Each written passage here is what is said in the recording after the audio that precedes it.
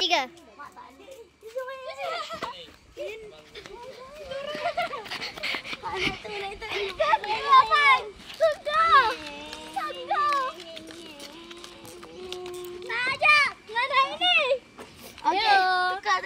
Aku nak cuba pula. Tiga. Iya, ada budak ni. Seorang kecil, seorang besar. Aku nak ambil mana kalau aku ambil yang kecil, tak ada, kalau aku potong tak ada rasa. Kalau aku ambil yang besar, ada rasa. Nak ambil yang besar ke yang kecil? Kalau aku ambil dua-dua lah. Tiga.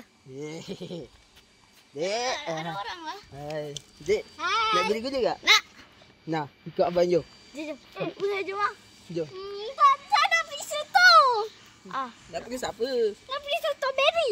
Ni lah tas strawberry. Itu bukan. Ya. Yeah. Nak oren. Nah, duduk. Jom.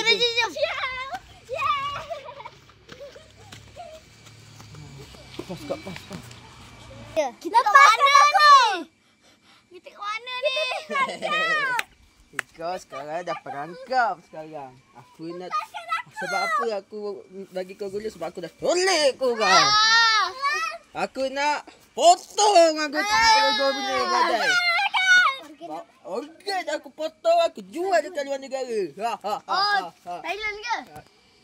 Thailand lah. Apalagi bukan Thailand je. Vietnam, Kamboja, Kamboja. Saya nak pergi Singapura, Kamboja. Indo. Tapi aku potong korang dulu. Sekejap. Panculik Durdana. Jual mahal sikit Boleh. Aku jual 5,000 je. Murah sangat tu. 1 juta lah. Boleh. Sejuta. Boleh. 2 juta. Oh, aku potong. Baik kau orang duduk sebelah aku potong.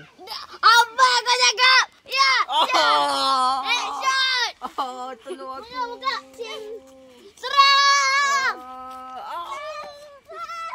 Janganlah korang menculik budak. Itulah akibatnya. Jom kita balik. Assalamualaikum. Dia, apa ya? Ciao.